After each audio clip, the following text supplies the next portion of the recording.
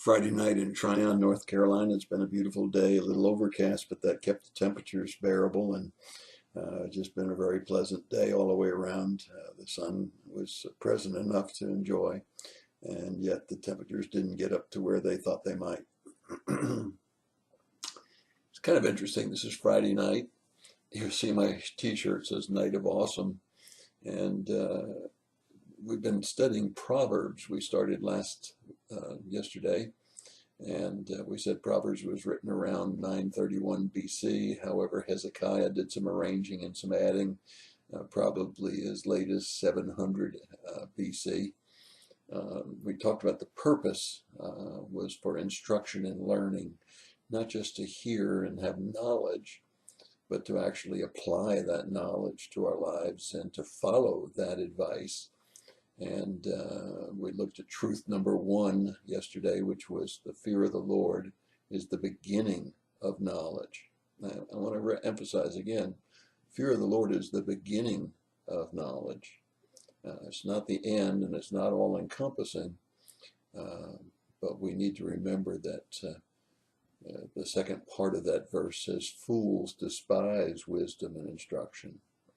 And there's a lot of people that despise wisdom and instruction. They want to do it their way. They want to say that they know better than God or their parents, or better than the society around us understands what should be done.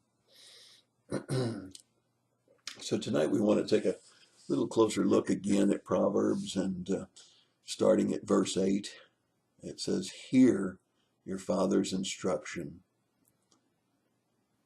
And I think that's really important for us to think about for a minute.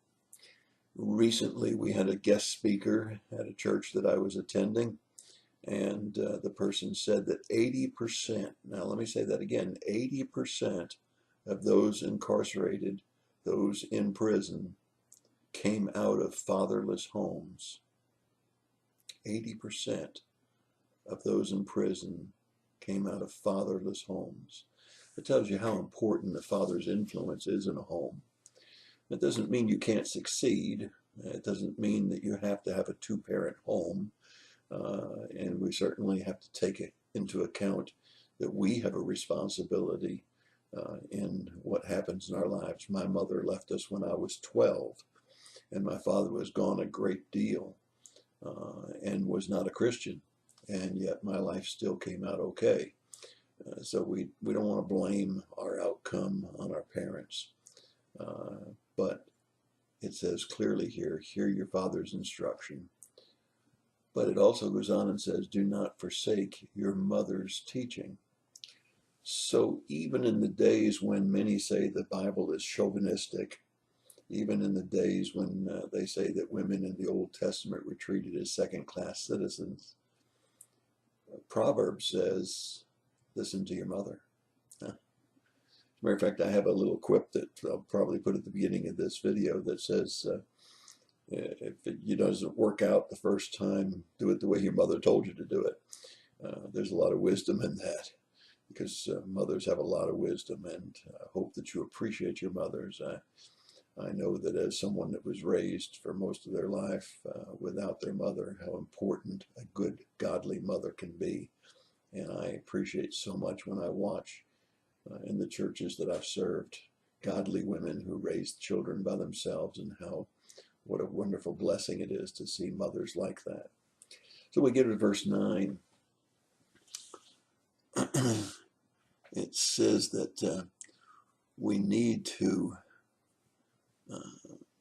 listen to our parents' instruction, and that when we do, that it's like a graceful wreath on the head or some kind of an ornament around our neck. Now, what is that talking about?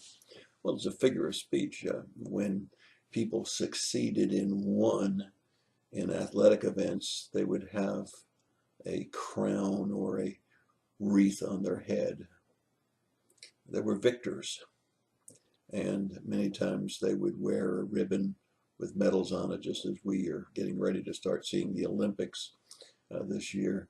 A wreath on their head and an ornament around their neck. They're victors. My friends, when you listen to your parents' instruction, they're godly parents, you will be victors. You'll certainly be a winner. Verse 10 goes on and says, my son, if sinners entice you. Now, what does that mean? Well, I had lots of people that came across my path who would try to entice me to do evil. As a matter of fact, it's really interesting to me if you're around people that are not of church, people that don't have the same values, standards, ethics, and morals that we have. One of the first things they do is they offer us a cigarette or an alcoholic beverage or drugs or some kind of illegal or immoral act. They're not bashful about offering these things that are not good for us. So we need to remember that there are people out there who are evil, who are sinners, and they may try to entice us, may try to get us to join with them. But here's the very clear word in verse 10. Do not consent. Do not consent. As a matter of fact, I like in the New Testament, there's a verse of scripture that says, flee from evil. And that's a very good thing to do. Somebody tries to entice you, get out of there. Don't allow them to try to reason with you or to justify whatever act they want to get in or to entice you with the pleasure you might get out of whatever they're offering. Get out of there.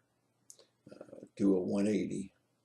Turn around and head the other direction as fast as you can. Do not consent. Verse 11 and 12 says, they might say to you, come with us. And I want you to know that I have seen as a pastor several instances when a fairly innocent young person got involved with the wrong crowd, and it turned out very badly. One particular incident I know of, it was a neighbor whose child was asked to drive some of his friends to a local convenience store. And he did. He did exactly what they asked him to do. Now, he should have known they were bad kids. He shouldn't be hanging with them. Nevertheless, he drove them to this convenience store. What he didn't know is when they went inside, they pulled a gun and held up the convenience store. Needless to say, as is the case in many situations like that, not only were those that went in with a gun arrested, but he was arrested for having been the driver of the getaway car, if you will. And his life will be marred forever because his record will show that he was involved in an armed robbery. Imagine how difficult it's going to be for him to get a good job and for him to explain away that he didn't even know what their intent was when he drove them to that convenience store.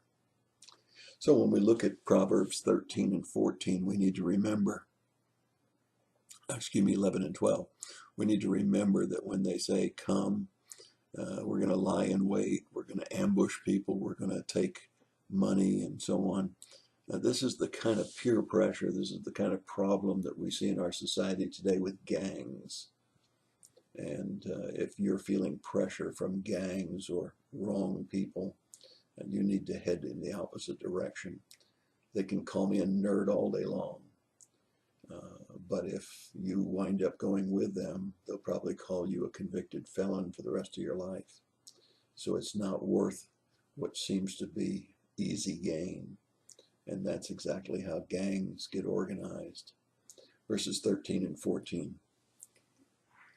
They tell you that they'll find you all kinds of wealth, and in today's society, my guess is they'll also promise you all kinds of pleasure, whether it be through drugs or immorality. They'll promise that if you join with them, you'll enjoy and share with them the pleasure and the exhilarating experiences that they have. But verse 15 couldn't be more clear.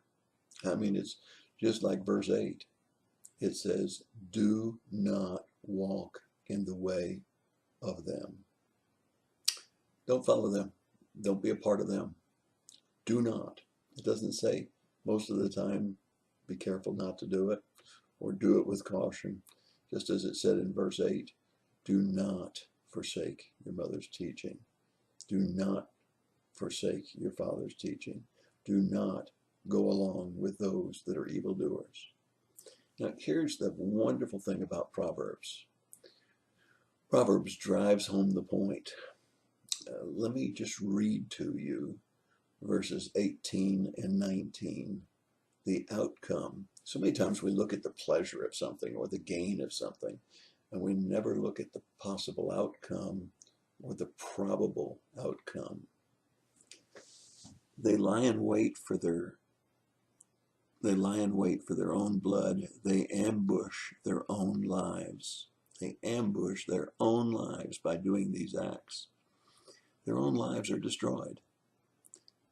And verse 19 says, so are the ways of everyone who gains by violence. So are the ways of everyone who gains by violence. It takes away the life of its possessor. You actually lose your life. It's interesting. It's a contrast with what Jesus said. Give me your life and you'll gain your life. Try to live your life for yourself and you'll lose your life. Here, these that try to do evil and follow the wrong path, they have an ambush for their own lives, and they wind up losing their life as a result of their actions. Again, remember, it only takes one mistake, one giving in to enticement to mess up your entire life. How many young people have said, this one time won't make any difference? And then a young lady, got pregnant, and for the rest of her life was changed. Or a young man that went along with a group or a gang, was involved in a shooting, a robbery, drugs, and their life was ruined for the rest of their lives. It was on their record. Or the person who takes the wrong kinds of drugs and winds up with their mind distorted and twisted because of those drugs. No, my friends, Proverbs has a lot of wisdom for young people. It can change your entire life if you understand that Proverbs chapter 1 tells us, listen to your parents. Do not get enticed by others. Do not walk in their ways. It can change your whole life. One mistake, a whole life. That's your thought of the day. God bless you and have a great day.